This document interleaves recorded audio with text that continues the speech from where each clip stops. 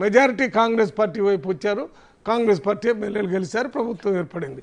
ఇప్పుడు ప్రభుత్వం ఏర్పడిన వెంటనే శ్రీహరి గారు మాజీ ఉప ముఖ్యమంత్రి సీనియర్ నాయకుడు ఈ ప్రభుత్వం 3 నెలలు కాదు 6 నెలల్లో పడిపోద్ది, మా ప్రభుత్వం వస్తుంది, మా కేసీఆర్ ముఖ్యమంత్రి అవుతున్నాడు.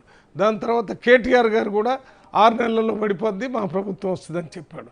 హరీష్ రావు గారు కూడా 6 నెలల్లో పడిపోద్దని చెప్పారు. అదే బీజేపీ నుంచి ఉన్న ఎంపీ గారు ఆ రాజ్యసభ లక్ష్మణ్ గారు వారు పార్లమెంట్ ఎన్నికల తర్వాత డబుల్ ఇంజిన్ వస్తుందన్నారు. అట్లా ఎందుకు స్పష్టంగా మార్గం సుగమం అట అంటే ఆల్రెడీ ఉంది రెడీగా, కొద్ది చిన్న చిన్న ఆటంకాలు ఉన్నాయి తప్ప. ఎన్నికల కంటే ముందే స్టేట్మెంట్ ఇచ్చాడు, ఈ ప్రభుత్వం ఉండదు 6 నెలల కంటే. అంటే ఏం జరుగుతుంది, ఇంతకు ముందు జరిగినటువంటి ఎన్నికల్లో జరిగిన రాజకీయ పునరేకీకరణ ప్రజల్లో జరిగితే ఇప్పుడు నాయకుల్లో రాజకీయ పునరేకీకరణ జరుగుతుంది.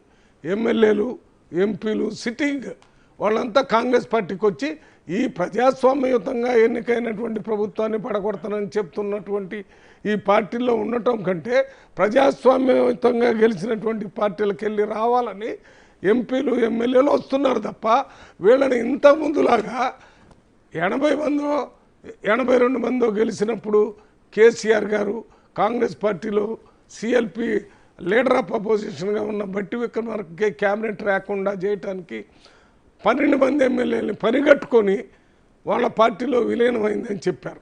సిఎల్పి దాంట్లో విలీనమైంది, మా దగ్గర 2/3 వచ్చారని చెప్పి ఏదో చట్టంలో ఉన్న చిన్న లోచుకుని ఉపయోగించుకొని వీళ్ళందరూ మీకు అవసరం లేదు, అప్పుడు మేము మీ ప్రభుత్వాన్ని పడగొడతానని కూడా చెప్పలేదు. మీకు మీరే వీళ్ళని తీసుకొని పోయి బలవంతంగా కొన్ని పదవులు ఇస్తారని ఇచ్చారు కూడా. ఈ వచ్చిన వాళ్ళలో కొంతమందికి మినిస్టర్లు చేశారు, కొంతమందికి ఇతర బెనిఫిట్స్ ఇచ్చారు.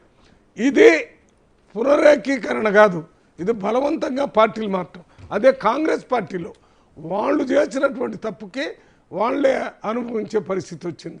ఏం అవసరం వచ్చిందండి మినిస్టర్ గారు బీఆర్ఎస్ మీ ప్రభుత్వం 3 నెలల్లోనే 6 నెలలు పడింది, కేసీఆర్ గారు ముఖ్యమంత్రి అవుతున్నారని అంటే మీరు చెప్పేటటువంటి పనుల వల్ల ఎవడైతే ఆకాశం మీద సూర్యుడి మీద ఉయ్యాలంటే అది తిరిగి వచ్చి వాడి మొహం మీదనే పడ్డట్టుగా ఇవాళ ఈ పరిస్థితులు వచ్చినాయి. అందువల్ల మీరు చెప్పినట్టుగా ఆ పార్టీని మేము తీసుకుంటున్నాం, ఈ పార్టీని తీసుకుంటాం అంటే దాన్ని ఒప్పుకోవటానికి లేదు. పొలిటికల్